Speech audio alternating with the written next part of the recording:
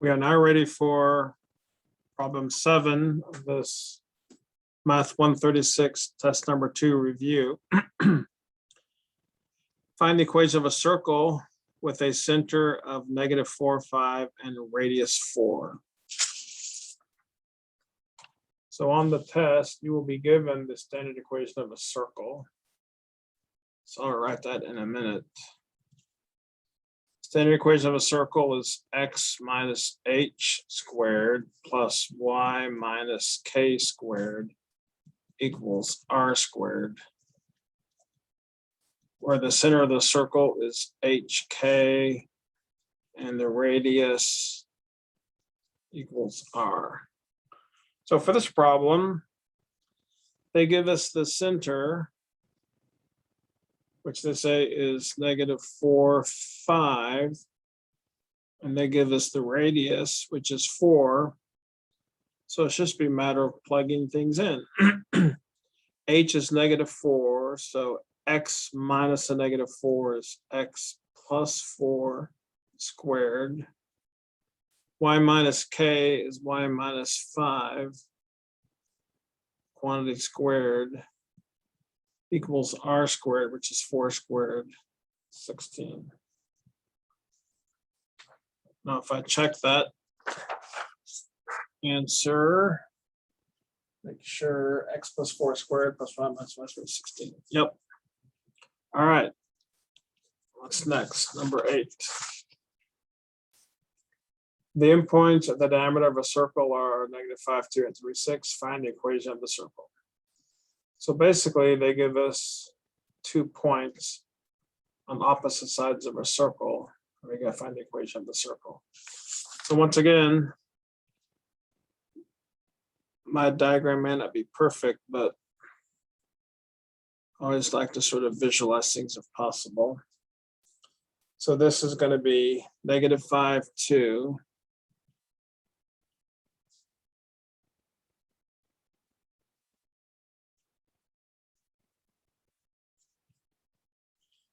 And the opposite side of the circle is going to be 3, 6.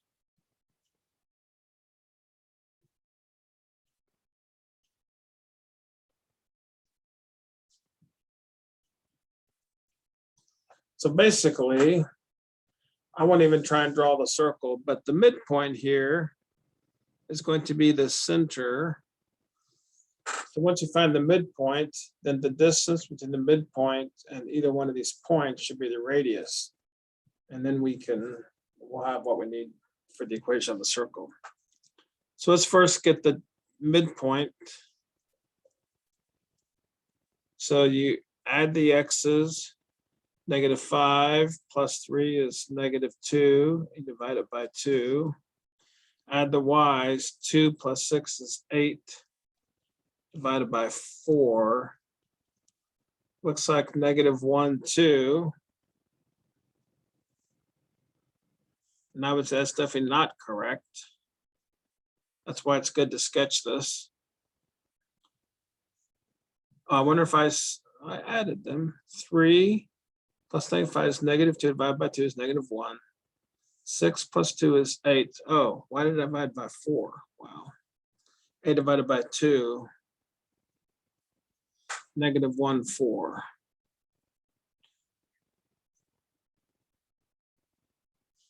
All right, -1, 4 looks reasonable.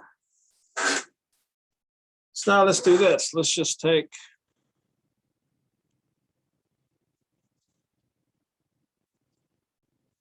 let's find the distance from here to here.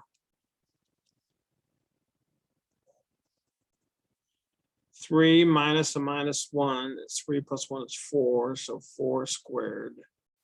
6 minus 4 is 2 squared. 16 plus 4 is 20.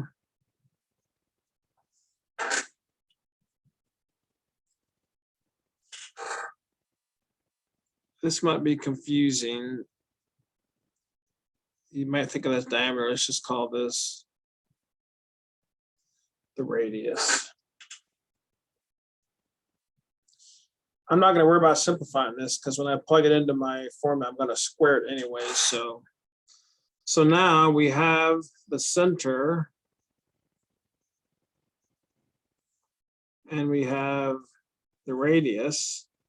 So therefore, using this equation, x minus h, x minus a minus 1, x plus 1 squared, plus y minus 4 squared equals r squared. When you square square root of 20, you get 20. So I'm hoping that's the answer for number 8, x plus 1 squared plus y minus 4 squared equals 20. And that is correct. Number 9, another circle problem. Yep. For the following equation of a circle, find the center of the radius. This one should be pretty straightforward. As a matter of fact, well, I'll do it here. So number 9 is x minus 2 squared plus y plus 1 squared. So once again, the standard equation.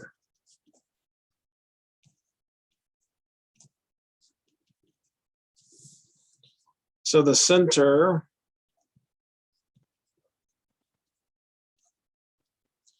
HK. This is where in class, the little rule, the little trick I use, because a lot of times when you're trying to find H and K, you can get the plus or the minus, the signs messed up. So what I do is when I go find my H, I do the number plus what's in front of it, and then I do the opposite. So if I got a minus 2 here, H is 2. Got plus 1 here. So the center should be 2, negative 1. And of course, the radius is going to be the square root of 49, which is 7. So the center should be 2 minus 1, and the radius 7. And that's correct. So number 10, for the following equation of a circle, find the center of the radius, center and the radius. Okay. Whoops. So here it is. So they don't have it in the standard form of a circle. So my first step is to use completing the square twice to rewrite this into the equation of a circle. And then once I do that, I can find the center and the radius pretty easily. All right. So now we're going to do some completing the square, which is always fun. Now, actually, I'm going to go ahead, when I write this equation, I'm going to sort of put the x's together and the y's together. So x squared plus 8x, I'm going to leave a gap here. And if you remember about completing the square, you'll know why. Plus y squared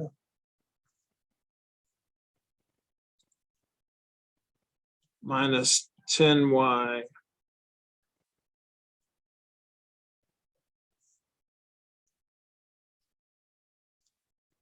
and actually I'm going to move, should it be plus 37. I'll just move it over here. So I'm going to have to do completing the square twice. First for the x's. So I take the 8, do my special calculation, divide it by 2, and you square it. So the 16 goes here. Of course, I have to add 16 to both sides. And in a minute, I will factor this. Let's do the y's. There's my middle number. My special calculation, 10 divided by 2 squared.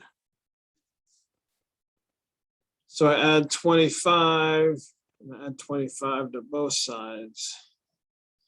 Now I can factor this.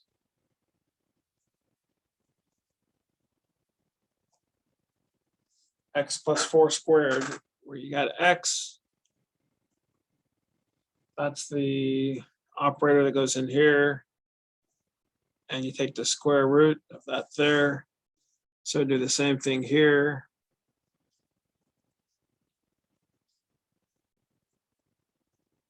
negative down here.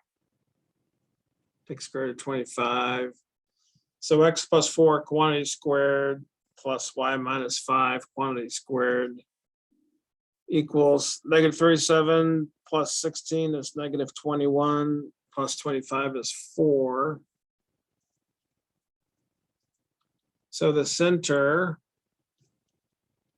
negative 4, 5, and the radius is 2.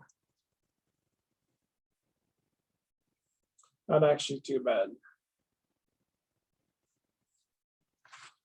All right, number 11. Find the equation of the left half for the following circle. X squared plus y squared equals 64.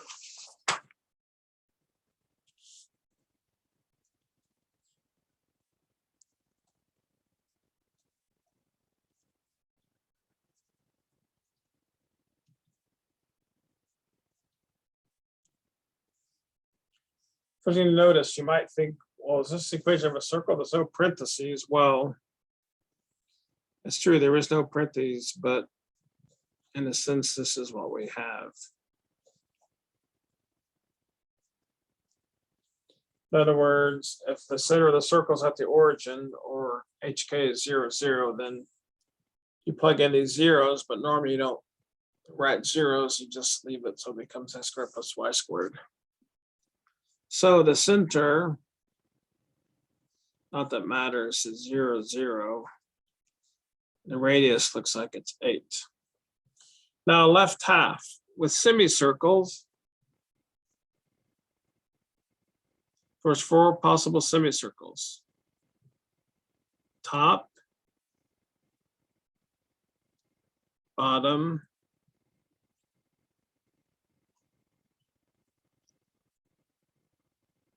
right, left.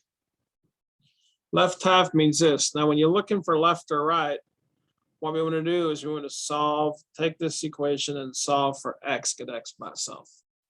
And just for your information, if you're looking for a top and bottom, we would have taken this equation to solve for y. So let's solve this equation for x since we're looking for the left. So left, right, you always solve for x. So here's my equation.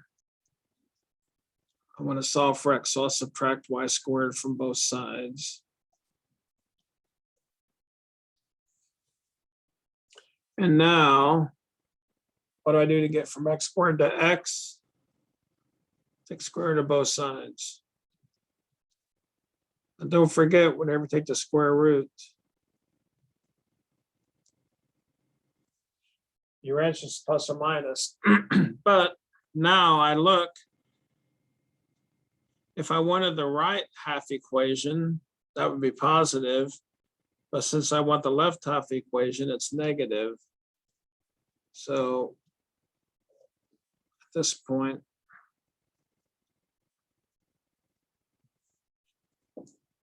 that should be the answer.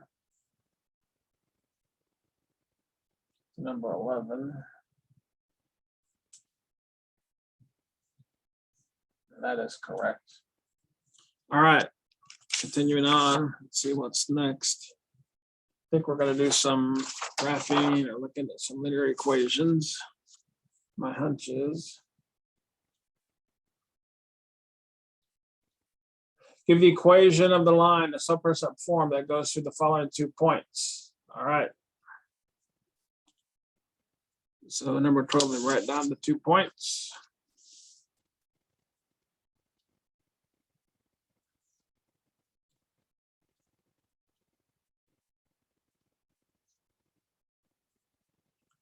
So I got -1, -2, and 4, 6.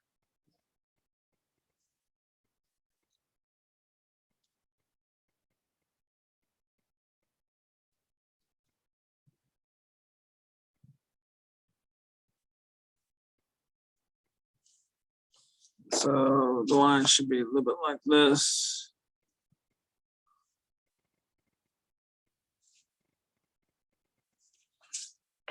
Now, slope-intercept form, which is the one that we use the most,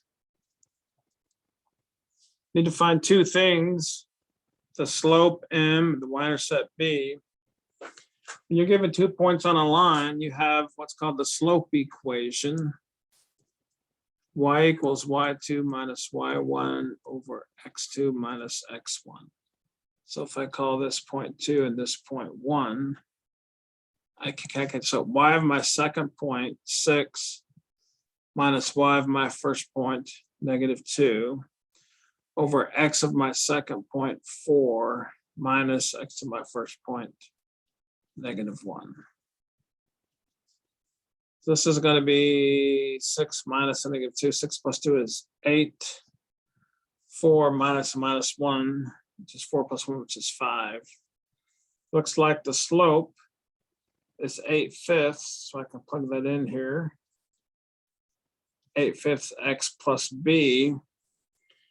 Now, the way I find b is I can take either one of these points, and I can plug the point in for x and y and then solve for b. I'll choose this first point. So the y is -2. The x is -1 plus b.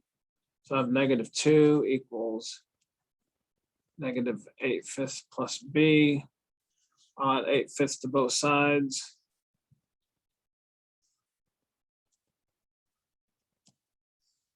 I'm going to add these. 2 becomes 10/5. 8/5 minus 10/5 is -2/5.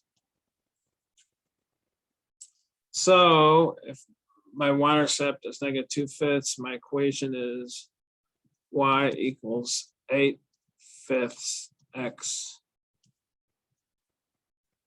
minus 2/5. Let's see if that's correct.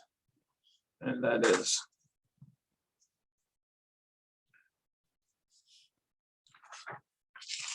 (13) Give the equation of the line of the graph shown to the right in slope-intercept form. All right, so I'm going to do it right here.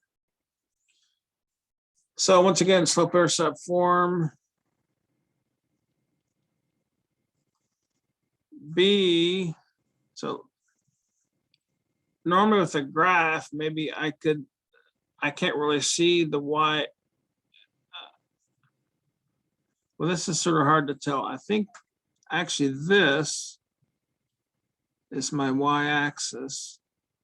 This is my x-axis, 0. So actually I do see the y-intercept. It's like the y-intercept is 5. That's where the graph crosses. So this is my y-axis. And here's my x-axis. Now, if I choose 2 points and step off the slope, if I go from here to here, my rise is 1, 2, 3. It's like -3. My run is 2.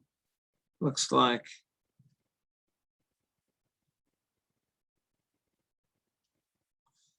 y equals -3/2 x plus 5. And that's correct. All right, so I was reading the graph. 14. Find the equation of the line, the slope-intercept form that goes through the point -3,5 and is parallel to the line x plus 3. All right. So, this is the information. So, we have a point on a line.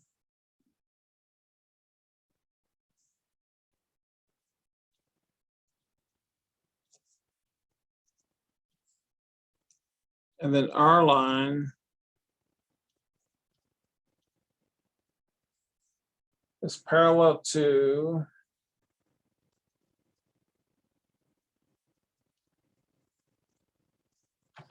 so once again, if I want the equation of a line, I need the slope b, the y-intercept. So my line is parallel to this line. What do we know about parallel lines? Well, we know that parallel lines have the same slope. So you know what? If I can find the slope of this line, then that'll be the slope of my line.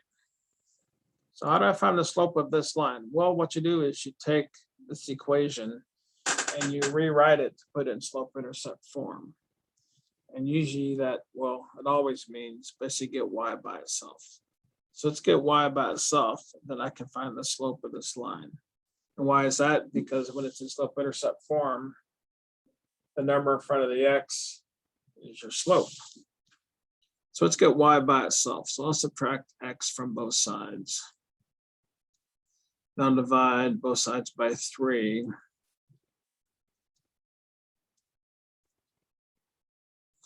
So here's the equation of my parallel line, with the key being that the slope is -1/3. So that's going to be the same as the slope of my line. So now for my line, I can go ahead and plug in the slope of -1/3. And now to find the b, I'm going to plug in this point in for x and y. So y is 5. X is -3. So this is 5 equals -1/3 times 3 is basically 1. Looks like b equals 4. So by the time you're all done, y equals 1/3 x plus 4. So if that's correct, and that is correct. All right, see any more problems with these linear equations. Number 15. For the following equation, find the slope and the y-intercept. Aha, that's just what we had to do. So I'm going to basically take this equation and get the y by itself. And when I do, I will know the slope. So the equation is 2x equals 15 minus 3y.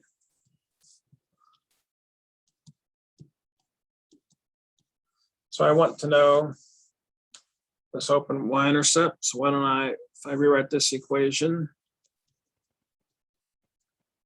and put it in slope-intercept form, the number in front of the x will be my slope, and the number by itself will be my y-intercept. So how about, let's add 3y to both sides to make 3y positive. And we'll subtract 2x from both sides. Then we'll divide both sides by 3.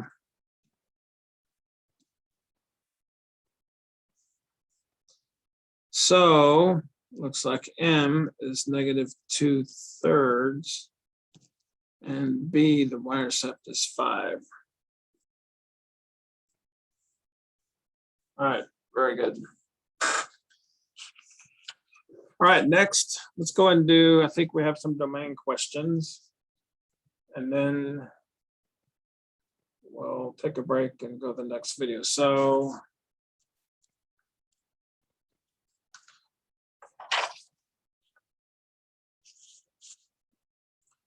find the domain. Looks like 3 domains in a row. And the answer is an interval. So 16.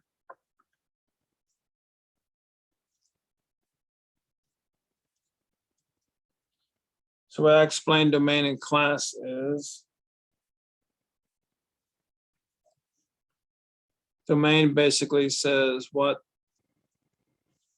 numbers can x be in this function. And the place to start is to assume that x can be any number. So the domain would be all real numbers. And then that's only going to change if you have 2 things, either a variable under a square root or a variable in the denominator. If you have either one of those, then it's going to change your domain. What do I have here? I have a variable under the square root. Problem with having variables under the square root is we can never ever have a negative number under a square root. It's not allowed. So for instance, someone may say, well, hey, can x equal 7? Well, if I plug 7 in here, I have 5 minus 7. I end up with the square root of -2. and I can't have that. So then you would say, well, no, x cannot equal 7. So the question is, what are all the values that x cannot equal? With an inequality, what you do is you take whatever's under the square root and you say, you know what? I know that whatever's under the square root has to be greater than or equal to 0. In other words, 5 minus x needs to be a positive number or 0. Now what I do is I just solve this inequality. Now I want this to be x. So if I multiply both sides by -1, I can do that, but be careful because I multiply by a negative. You have to flip the inequality. So the solution, the domain is going to be x is less than or equal to 5. I always do this because I can just visualize it better. X less than or equal to 5 means, so this is my domain. Starts at -infinity, goes to 5. Interesting. And that is correct. Oh, sorry. I have a bracket up here. Should have had a bracket down here. Now the next one, f of x equals x minus 1 over x cubed minus 3x squared minus 10x. They want to know the domain. Well, in this case, I'm going to assume the domain is all real numbers. And now I check. Do I have a square root? I do not. Do I have variables in the denominator? Yes, I do. Now, the problem with having variables in the denominator is you've got to make sure that the denominator of your fraction never equals 0. So I got to see what values of x would cause this denominator to be 0. So what this really entails is it's almost like you take your denominator and you set it equal to 0 and you try and solve this. And if you solve this equation, then those are the values of x that are going to be a problem. So hopefully this will factor. Let's factor out an x squared minus 3x minus 10. I think this probably factors into -5 and 2. So I'm doing some factoring here. So this is my denominator now. What I look for, what values of x would cause this whole denominator to be 0? Well, for this x, if it's 0, the whole thing is 0. For this first parenthesis, if x is 5, the whole expression is 0. And for this last parenthesis, if x is -2. So in a sense, those are the values of x that cause me a problem. So then a lot of times you can just say the domain, all real, except x cannot be 5, 0, 5, or -2. And the last one is probably a combination of those two. That usually works. Here's your function for 18. X times square root of x plus 3 over x squared minus 16. So in this case, I assume the domain are all real numbers. Do I have a square root with a variable inside? Yes, I do. Do I have variables in the number? Yes, I do. I have both conditions. So I have to figure out how both of them are going to affect the domain.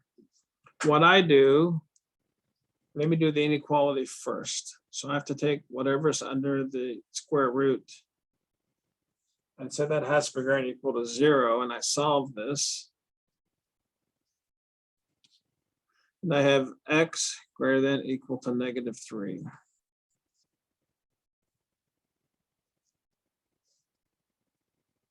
So as of now, this is my domain. X cannot be less than 3. But now I say, what's the impact of my variables in the denominator? Well, if I factor this, x plus 4, x minus 4, hopefully it's pretty clear. X cannot equal 4 or -4. So let's take this information and apply it to my number line. Well, -4 is right here, and -4, so this is my domain. -4 is not in the domain because of the square root. How about 4? Well, 4 is maybe right here. Now look at this. If it was just up to the square root says 4, it's perfectly fine. It has no problem with it. However, the denominator says, nope, x cannot be 4. So it's almost like the domain is going to be this whole interval here, except for this one number. Like we have to skip this number. So what you can do is, for a graph, you go up to 4 and you stop. Whoops.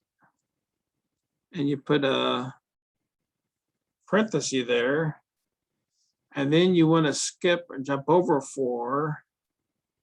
So you need to put another parenthesis and then you keep on going. So then for the domain, you have these two intervals, -3 to 4, union it with 4 to infinity.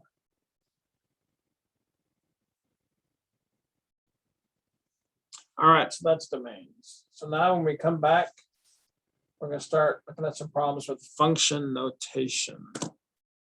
So that would be the next video.